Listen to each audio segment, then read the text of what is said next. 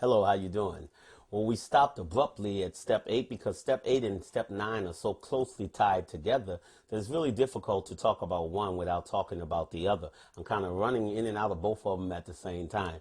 So I'm going to read step 9. Step 9 says, "May direct amends to such people whenever possible, except when to do so would injure them or others." Now, this is the step, of course, where you really, I suggest, need a sponsor's help. Of course, all the way through the steps, you should have a sponsor's help, some sponsor to help you through the steps. But this step in particular, we have some real dangers when you're about to make some direct amends to people whenever possible. Okay, and when it says direct amends, to me, that means that you have to, again, do some big boy, some big girl stuff. You want to make direct amends to people for the things that you have done. As I talked previously about my stepchild, I didn't just write to him and say, "I'm sorry." I went to where he was. I looked him straight in the face. I looked dead in his eyes, and I told him specifically the things that I had done, the damage that may have occurred in his life, and he could look dead at me and feel the reality of whether I was really sorry for what I had done. And some people don't care if you're sorry. They want to know, do you understand the extent of how deeply you hurt them? A lot of people come into recovery, and once they get in recovery about a month or two, all of a sudden they think that their family should take them right back. They come into recovery and they say, "Well, I haven't drank in 2 months. I haven't done this in 2 months. I haven't used drugs in 2 months." And they still looking at me all crazy and looking at me all strange. They think everything is over because they stopped using. It's not over simply because you stopped doing what you were doing. You see, they have this old saying, people don't care how much you know until they know how much you care, right? So you may know that you've done wrong, and you may know these steps, and you may know that you need to make amends. You could be in treatment right now, and your wife or your husband come, "I'm sorry, baby. I'm sorry I'm here. I'm sorry I'm putting you through this." Well, yeah, you are sorry. That's probably what they want to say. Yeah, you sorry. You've been sorry for a lot of years. That's what they want to say. So they don't want to hear you just saying you're sorry and you done learn some new steps. They don't care how much you know until they know how much you care. They want to know that you feel the extent of the pain that you have caused them. Truth of the matter is, we never will feel the entire pain, but we do have a responsibility to try to understand it. And so what they want us to do is they want us to know that we hurt them. And I think that's one of the reasons why it says, "May direct amends to such people whenever possible." May direct amends. See, a lot of people just want to call somebody or write a letter or something like that. But if you can, it's suggested you make direct amends. Now, let me hasten to say there are sometimes you can't make direct amends. I can't go into all of it, but sometimes, for instance, you don't want to go make direct amends to somebody that might kill you once you say it. There are some things you can't make direct amends about because as soon as you go to do it, they're going to lock you up. Now, there have been people that had to do that. There were some things that they had done and it bothered their conscience so much, and they had to actually suffer the consequences of what they had done, the wreckage of their past. There are some things that we have done that as we go to make direct amends, we may have to suffer some consequences. I'm sorry to say that. As I said, this is a big boy, big girl program, but don't hasten to do that right away. You knew in recovery and you're going to run out and make amends. Well, see, what I found is I wanted to make amends all the time.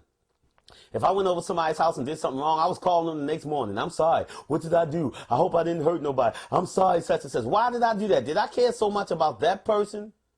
As I look back on it, no. What I cared about was me. I wanted to soothe my conscience. I wanted to make myself feel better at the expense of making them feel worse.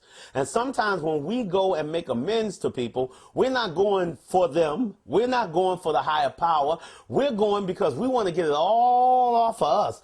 Like some husband that has committed had affairs, or some wife, let's not be biased, has done all kinds of secret affairs against their wife or their husband, and they feel so guilty and they feel so bad, and now they're coming into recovery and they can't take it. They feel terrible, and now they want to take all this dirty water and pour it onto their spouse. That's not fair.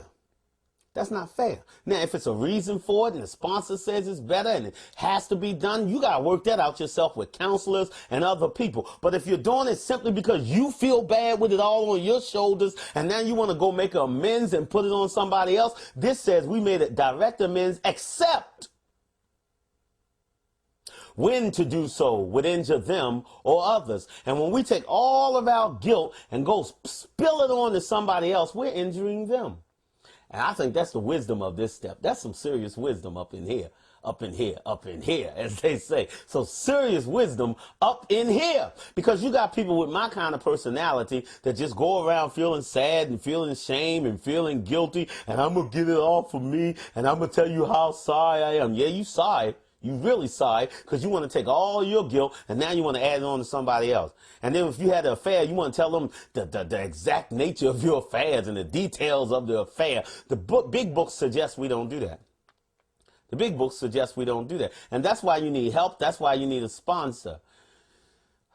You do this step, you make amends, except when it's going to injure them or others. Now, we don't have all wisdom. We don't always know when it's going to injure them or others, but we can know some things maybe we ought not say. And that's where you need guidance. But making amends, again, I want to say again, is more than saying I'm sorry. So many people have done so many things and they just want to get off by saying I'm sorry. If you stole money, you need to pay it back. You might even have to pay some of it back anonymously. Now, if it's so much money you can't pay it back, you can't pay it back. Maybe you can make amends some other way. Maybe you can, I don't know, help people in the rooms. What you have freely received, freely give. You know, become a loving person. You know, talk to your higher power. Higher power may give you some creative ideas. I don't know. But you need to do more than just say, I'm sorry. Some people even have the audacity to say, if I hurt you, I'm sorry.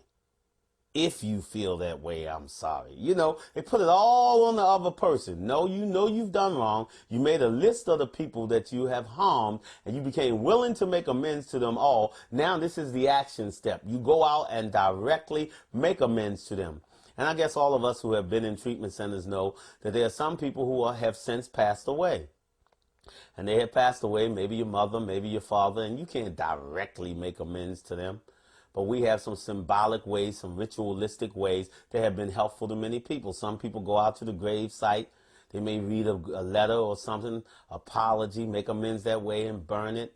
Some people may make amends just by having somebody sit in the seat to represent the person that has passed away and talk to the person in that seat. There are many ways of doing it. I suggest that if you have help or a counselor, you talk to them about it. But even people who have passed away, it's important that we make amends to them, not for them, but for us. We are acknowledging before the higher power what we need to do. And then they may have children. There may be some things that you can do in that way. But we need to make amends. This does not say make an apology. It says make amends, except when to do so would injure them or others. And that's a very important exception. You don't want to run around because you're so spiritually fit that you make everybody else miserable. Now, some things might pop up later on, and you're afraid of that. I don't know. But you don't want to make yourself healthy at the expense of making other people sick. Don't injure other people. Make direct amends when possible. Big boy stuff. When it's not possible, write a letter. When it's not possible, call on the phone. When it's not possible, get on the internet. Now, some things you do not want to say on the internet, okay? But do it in the best way that you can. But the steps suggest that if we can, we make direct amends. This will give you a lot of freedom. This will give you a lot of freedom. And it shows the seriousness and the earnestness that you have with your recovery process. Peace out.